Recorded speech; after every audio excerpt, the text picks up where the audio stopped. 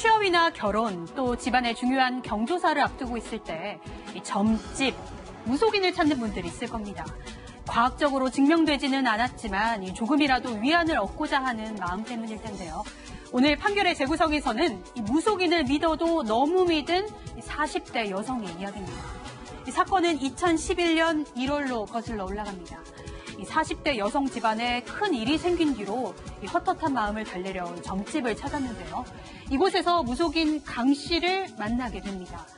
무속인 강 씨는 여성이 과거에 어떤 일을 겪었는지 말하지 않아도 그 사연을 척척 맞췄는데요. 여성은 이 무속인의 말을 맹목적으로 믿게 됐고 이 무속인을 찾는 횟수도 점점 늘어나게 됩니다. 그런데 어느 날 이 40대 여성에게 비극이 찾아오는데요. 용하기로 소문난 무속인의 정체는 무엇일까요? 판결의 재구성에서 살펴보시죠. 네, 아마 이 40대 여성 무속을 통해서 위로를 얻을 수밖에 없었던 큰 일을 겪었었나 봐요. 그렇습니다. 그 여성, 40대 여성은 남편도 없습니다. 자녀도 없습니다. 네. 어머니하고 둘이 이제 같이 살고 있었는데 네. 그 모친이 2008년도에 갑자기 사망하게 됩니다. 그러니까는 그 심정이 어떻겠어요? 그 심정을 이용한 건데 그 2011년경에 그 무속인을 만나는데 무속인한테 뭐 자기 가족 관계라든지 재산 상태라든지 보통 무속인 만나게 되면 하소연을 하지만은 무속인들은 그 하소연하는 걸 다 적어놨다가 그 사람의 정보를 희상 정보를 사용하게 된 거죠. 그렇군요.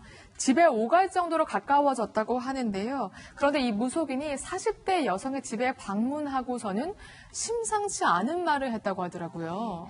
그러니까 이 40대 여성은 사실 이제 가족들이 어머니까지 다 돌아가시니까 이제 혼자가 됐을 거 아니에요. 그러니까 외롭다고 생각을 했을 텐데요. 무속인이 그러면서 이제 무속인하고 왕래가 된 것 같아요. 그러니까 개인적인 친분까지 쌓게 됐는데 집에 와서 보고는 이런 데서 어떻게 사냐고 여기가 터가 나쁘다고 그러니까 귀신 집이라고 그래서 어머니도 일찍 돌아가시고 이렇게 외롭게 혈혈단신이 됐다고 이렇게 얘기를 하면서 이사를 해야 된다.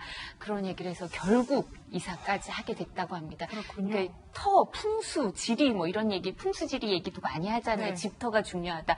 그렇게 하면서 이제 이렇게 혹하게 한 것 같아요. 여기까지는 그래도 보통 이런 경우가 있는 것 같은데 어느새부턴가 이 무속인이 이 40대 여성의 가족들의 빙의하기 시작한다고요. 할머니로 빙의를 하면서 네. 이야기를 했는데 사실 이 여성이 과거에 20대 때 그 아기를 좀 유산한 경험이 있었습니다. 그런 네. 경험이 있었는데 이 할머니로 빙의를 하면서 내가 우리 손녀를 위해서 해준 것이 없으니 너를 위해 구슬해라 이렇게 할머니처럼 이야기를 한 거예요. 그리고 마치 빙의에서 풀려난 것처럼 이야기를 해서 사실 아기를 낙태시킨 건 굉장히 큰 죄니까 네. 구슬해라 이렇게 권유를 했던 겁니다. 그렇군요. 그래서 구슬하게 되고요. 마침내는 40대 여성이 가장 그리워하는 사람, 엄마의 빙의를 하기 시작합니다. 예, 맞습니다. 그 아까 3년 전에 돌아가셨다 그랬잖아요. 그 엄마로 빙의를 한 거예요. 그래가지고는 어느 날 이 40대 여성이 그 법당이라고 그러죠. 무당한테 가니까 우리 딸 왔구나, 내 딸 왔구나 이렇게 하면서 밥은 먹었니? 너는 음식이 얼마나 까다롭니? 한번 먹은 건 다시 안 먹잖아. 뭐 이런 얘기를 합니다. 그러고서는 또 이제 좀 그 친해진 거죠. 뭐 그렇게 하더니 다음에 뭐라고 얘기를 하냐면 집을 사라. 그래가지고 그것을 공동명의로 그 내 동생하고 해라. 여기서 동생이라는 게 뭐냐면 엄마로 이제 빙의를 해가지고 네. 그 무당을 동생이라고 호칭을 하는 거예요. 그러면서 뭐라고 말하냐면 그게 아마 그 법당이 남의 걸 빌려서 이제 네. 임대차 해서 네. 그런 법당이었나 봐요. 그러니까 남의 법당이다 보니까 엄마가 자꾸 눈치가 보인다. 지금 무당이 그렇게 얘기하는 겁니다. 엄마로 빙의를 해가지고 엄마가 집은 얼른 팔게 해줄 테니 큰 법당으로 이사를 가자. 그러면서 집을 새로 사면 그 2분의 1 지분은 네. 이 동생 명의로 해줘라. 동생은 이제 무당을 얘기하는 겁니다. 그렇게 이제 얘기를 했습니다. 그러니까 무당이 엄마인 척하고 이 무당과 40대 여성 그렇죠. 같이 살게 한 거군요. 예, 예. 실제로 40대 여성이 그럼 그 말을 믿고 따랐어요? 네, 그래서 시가 10억 네. 상당의 아파트를 팔고 그 돈으로 그 중에 한 7억 2천만 원 상당을 이제 써서 4층짜리 건물을 샀대요. 그래서 무속인하고 위아래층에 살면서 그뿐만 아니라 아까 빙의에서 얘기한 것처럼 그 이제 여기다 신당도 차려줬나 봐요. 그러면서 네. 무속인과 공동명의로 50% 지분을 줬는지 공동명의로 하고 위아래층에 함께 살았다는데요. 이런 경우에는 그냥 무속인과 그 무속인을 찾는 사람이 아니라 거의 가족 역할도 해주고 상담사 역할도 해주고 이 모든 역할을 친구 역할도 해주고 그죠? 그런 역할을 다 해주니까 너무 의존적으로 변한 게 아닌가 싶습니다. 조금 과장해서 말하면 거의 지배당했다 이렇게까지 말할 수 있을 것 같은데 함께 살게 되면서 이 무속인이 점점 더 많은 것을 요구하게 된다고 하더라고요. 그렇죠. 보면은 이제 무속인이 자기에 따르는 사람, 보통 요건 이제 언니 동생 하지만 그렇죠. 제 이제 친구도 무속인 사실 있습니다. 있으면은 엄마라 그래요. 딸을 둬요. 근데 딸은 시키는 대로 해. 그러니까 이 언니란 분이 너무나 믿은 거죠. 믿으니까는 이제 이런 말을 했어요. 오빠가 교통사고로 사망했으니까 차가 안 좋았다. 좋은 차를 사자. 그래서 차도 사주고 또 그리고 그 금목 처음 봤는데 악어도 있더라고요. 금악어. 그리고 뭐 금 두꺼비는 좀 있습니다. 이런 걸 해라 그래가지고 900만 원짜리 금 두꺼비 뭐 악어 해가지고 약 한 3,600만 원, 다 해서 5천만 원 정도의 그 금 귀금속을 보낸 것 같아요. 그러면은 그거를 이렇게 말했습니다. 그 법당 안에 강장군. 그 제 친구는 애기동자를 모시는데 이 사람은 강장군을 모셨나 봐요 또. 거기에 노라고 하거든요. 그 농고는 누구 거다? 무속인 거거든요. 이렇게 그 현혹시켜가지고 돈뿐만 아니라 금, 귀금속도 본인이 편취하게 된 거죠. 이 40대 여성이 재산이 많은 걸 알고 그 재산들을 하나하나 이제 빼돌리기 시작하는 겁니다. 근데 더 나아가서 건물까지 무속인이 차지하기 시작한다고 하더라고요. 근데 굿도 뭐 나중에도 살펴보겠지만 뭐 한두 차례가 아니라 뭐 50회 이상 굿을 하면서 그 굿 비용을 계속 받아갔을 거 아니에요. 그리고 아까 팀장님이 얘기해 주신 것처럼 저희가 금 두꺼비 이런 건 들어봤어도 순금하고 이건 처음 들어본 것 같아요. 근데 그거를 이제 그 신당에 있는 뭐 강장군 자기가 모시는 그 신 앞에 갖다 놓으라고 했다고 하는데 제물로 사실 순금이나 이런 거는 황금성이 좋으니까 사실은 자신이 편취하려고 했던 게 아닌가 이렇게 생각이 될 수밖에 없고요. 그리고 지금 말씀하신 것처럼 뭐 이것도 7억 2천만 원 상당 아까 10억 원의 아파트를 팔고 그 중에 7억 2천만 원 상당을 써서 건물을 사고 또 위아래층에 거주를 했었잖아요. 근데 그 중에서도 그리고 공동 명의로 했었는데 이제 오붓하게 둘이 살자 어머니로 빙의해서 그렇게 얘기를 하면서 3억 원만 받고 넘기고 나가자 이렇게 얘기를 해서 이 7억 2천만 원 상당 건물의 나머지 지분 처음에는 한 반만 받았나 본데 그 이상의 지분까지 또 무속인한테 넘겨주게 그렇게 자신이 유인을 한 거죠. 그러니까 처음에 공동 명의였다가 이제는 무속인 단독 명의로 이제 이전이 된 건데 그러면 40대 여성이 그야말로 무속인이 시키는 걸 다 한 셈인데 그동안 빼돌린 돈, 강출한 돈이 한 어느 정도 예, 됩니까? 총액은 한 21억 정도 된다고 21억 해요. 이요? 이제 무슨 명목이었냐면 먼저 굿을 55회를 했어요. 근데 이제 40대 여성의 부모님을 위한 굿, 할아버지를 위한 굿, 오빠의 극락 왕생을 위한 굿, 그다음에 낙태된 태아를 위한 굿, 아까 낙태했다 그랬잖아요. 그다음에 신이 공부하는데 뭐 노잡돈이 필요하다. 이런 여러 가지 명목을 붙여가지고 55번을 해가지고 12억 5천만 원. 거기다 금 두꺼비하고 금 악어, 이 금속 그 편취한 거 4,500만 원. 거기다음에 아까 그 집 있잖아요. 3억 원 상당. 뭐 이렇게 해가지고 하여튼 총액 21억 원을 편취를 했습니다. 그러니까 무속인이 21억 원을 강취하기까지 이 사람이 철석같이 무속인을 믿어왔던 건데 언제부터 이 믿음에 금이 가기 시작합니까? 아무래도 이 여성이 대출까지 하고 뭐 상가를 팔아가지고 돈을 냈는데 어느 날 이제 돈이 너무 떨어져서 이제 굿을 못하겠다고 이야기를 하니까 그때부터 약간 조금 이 무속인이 좀 이상했던 겁니다. 2013년에는 같이 중국 여행을 갔는데요. 굉장히 사소한 일로 말다툼을 했는데 갑자기 무속인이 내가 장군신으로 빙의가 됐다고 하면서 이 여성을 무릎을 꿇리고 폭행을 했던 거예요.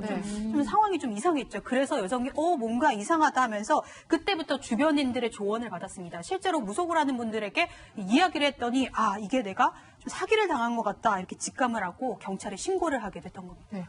근데 사실 처음에 무속인이 굉장히 잘 맞췄다면서요. 이 40대 여성의 사정들도 속속들이 알고. 네, 근데 지금 여성이 하는 얘기는 한두 개를 맞추다 보니까 그 다음부터 이야기는 모두 맞는 것처럼 자기가 생각이 들었던 것 같다 이렇게 이야기를 하기도 했습니다. 그리고 이 무속인이 이미 앞서서 이 여성의 집을 들렸을 때 이 집 안에 가족들의 사진이 있었는데 그 사진을 보고 이 과거에 어머니와 오빠가 고인이 됐다는 점을 알 수 있었던 거예요. 그런 점을 미뤄 뭐 짐작을 한다고 하죠. 그렇게 추정했던 게 맞으면서 그 여성에 대한 신뢰, 무속인에 대한 신뢰가 쌓였던 것 같고요. 이미 엄마에 대한 이야기를 하면서 굉장히 엄마를 그리워하고 신뢰한다는 걸 알았기 때문에, 그 약점을 알았기 때문에 이걸 이용한 것 같다, 이렇게 이야기를 했습니다. 네, 그렇다면 정말 무속인이 능력이 있는 게 아니라 뭔가 사기의 능력이 있었던 것으로 보입니다. 결국에 사기 혐의로 고소를 당하게 되고요.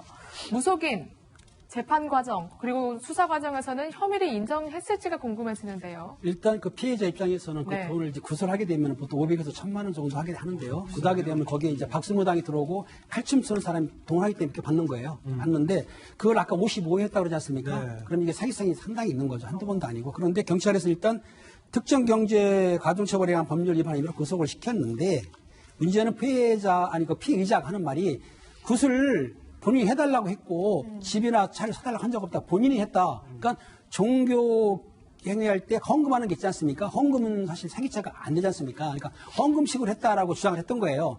하지만 액수도 크고 또 그리고 본인이 그 주장하는 거에 대해서 좀 이해가 안 가는 주장을 하니까 무속인이 경찰에서는 구속했던 건데 결론적으로 봐서는 종교 행위를 하더라도 물론 미신도 종교 행위지만 종교 행위를 빙자해가지고 거액을 편취한 것이라고 경찰에서는 본 거죠. 네. 사실 저희도 종종 전해드리곤 합니다. 이 구슬 둘러싸고 굉장히 법적 분쟁이 종종 있는 것 같은데, 그러니까 이게 효험이 있었냐 없었냐에 따라서 판단을 하기보다는 보통 이 굿값이 정당하냐 이걸 보는 거죠. 맞아요. 뭐 과학적으로 설명을 할 수 없다 하더라도 네. 어쨌든 이 뭐 무속행위라고 하는 것이 정신적 위로를 주는 측면은 있잖아요. 그렇기 때문에 결과적으로 효험이 있었느냐 없었느냐 그걸 갖고 따지진 않아요. 그러니까 그런 판례가 있었어요. 예를 들어서 내가 구슬했는데 효험이 없었으니까 돌려달라. 사기다. 근데 그것은 인정되지 않습니다. 우리 판례에 의해서. 근데 문제는 적정한 굿값인가가 중요한 거죠. 네. 결국은 사회상규, 통념상 인정될 수 있는 것인가가 중요한데 지금 보다시피 이런 경우는 여러 차례에 걸쳐가지고 돈을 빼내기 위한 어떤 수법이거든요. 그렇기 때문에 사기죄가 된다는 것인데요. 결과적으로 여기서는 마치 굿을 하지 않으면 마치 횡액을 당할 것처럼 어떤 굉장한 어려움이 있을 것처럼 그렇게 자꾸 주입을 시켜가지고 굿을 여러 차례 하게 만들고 또 뭐 집까지 거의 이제 빼앗는 네. 이런 거기 때문에 결과적으로 이제 이건 사기 행위가 되는 것이고요. 네. 결과적으로는 그것이 적정한 굿값인가 그리고 또 사회 통념상 인정될 수 있는 것인가 이걸로 불법과 합법을 정한다. 뭐 이렇게 보면 될 것 같습니다. 그렇군요. 재판부에 대해서는 이 무속인에 대해서 어떤 판결을 내렸는지 네. 궁금합니다. 4년 6개월형을 선고를 했는데요. 그러니까 이게 형이 네. 보통의 경우보다 좀 세게 나온 게 피해 회복 같은 것도 전혀 이루어지지 않고 또 지금 말씀하신 것처럼 이제 통상의 행위, 이제 치유 행위라고 할 수 있죠. 효험이 없다 하더라도 뭐 극락왕생을 위해서 기도를 해주겠다 뭐 이 정도가 아니라 이 굿을 안 하면 횡액을 어떤 불리한 일을 당할 것이다 해서 편취를 한 것이나 다름없고 또 그게 액수가 이 사람의 거의 전 재산의 대부분을 편취했다. 그러니까 이게 이제 상당하지 않다. 사회적으로 봤을 때 부적절하다. 이렇게 판단을 한 것 같고요. 그러니까 사실 우리나라 법조인들은 어떤 생각을 하냐면 굿에 대해서 일정 부분 서구 사회에서는 정신과 의사한테 가서 상담을 하고 치유를 받는 것처럼 우리는 정신과에 간 게 그 진료 기록 자체가 사회생활을 하는데 불리하다고 생각하니까 잘 안 가고 그게 이제 사회적으로 제도 시스템화되어 있지 않으니까 좀 더 토속신앙으로 굿을 하거나 아니면 무속인한테 찾아간다. 그러니까 이 부분에 대해서 일정 부분 뭐 굿값이 그렇게 크지 않고 또 어느 정도 위로가 된 경우에는 그 부분을 범죄로 볼 수 없고 종교 행위로 좀 봐줘야 된다 이런 생각이 좀 있거든요. 근데 이 경우에는 너무 과다했던 거죠. 액수도 너무 크고 16억에서 뭐 21억 이 정도 상당히 되는 것 같고 그리고 횟수도 뭐 55회 정도 되고 또 뿐만 아니라 횡액을 당할 것처럼 이제 그 편취를 한 거나 다름없고 하니까 4년 6월형 아주 이렇게 중형을 선고한 걸로 보입니다. 그렇군요. 근데 이 무속인 말씀하신 것처럼 피해 회복을 위한 어떠한 조치도 취하지 않았다고 합니다. 그러니까 돈을 돌려주지 않았다는 건데 그럼에도 굉장히 뻔뻔하다고 볼 수 있을 것 같아요. 항소를 제기한다면서요. 글쎄 말이에요. 사실은 4년 6개월도 가볍죠. 21억을 그렇게 빼돌렸다고 하는 건 말이죠. 근데 이제 항소를 했더니 3년으로 1년 6개월을 감형을 해줬어요. 근데 이제 항소심에서는 뭐라고 봤냐면요. 그 기금속 있잖아요. 네. 그 기금속은 어디로 없어지질 않고 결과적으로 이걸 이제 압수를 해가지고 네. 이 피해자한테 돌려주게 됐어요. 결과적으로. 그러니까 그 부분을 반영을 했고요. 네. 그다음에 이제 또 하나는 그 건물 있었잖아요. 건물은 뭐 가압류가 돼 있고 뭐 그래가지고 결과적으로는 피해자한테 돌아가는 그런 조치를 취하게 됐어요. 네. 그거 있고 또 하나는 그 1심보다 2심에서는 이 건물 2분의 1 지분 왜 처음에 네. 주고 또 한 번 줬다 그랬잖아요. 노동위원회에서. 근데 거기와 관련해서 거기 이제 임대차도 있고 뭐 그랬거든요. 그래서 그 피해액을 1심보다는 좀 적게 봤어요. 그래가지고 그 부분에서 일부 무죄가 나왔거든요. 그래서 건물 부분과 관련해서 일부 무죄가 나온 거, 그다음에 기금속은 돌려줄 수 있게 된 거, 그다음에 또 건물 그 남은 부분을 어쨌든 피해자한테 돌려줄 수 있게 된 거, 이래가지고 1년 6개월을 깎아서 3년을 선고했죠. 네, 이 형은 대법원에서도 확정됩니다. 그야말로 파렴치한 무속인의 이야기 살펴봤습니다. 저희는 60초 후에 돌아옵니다.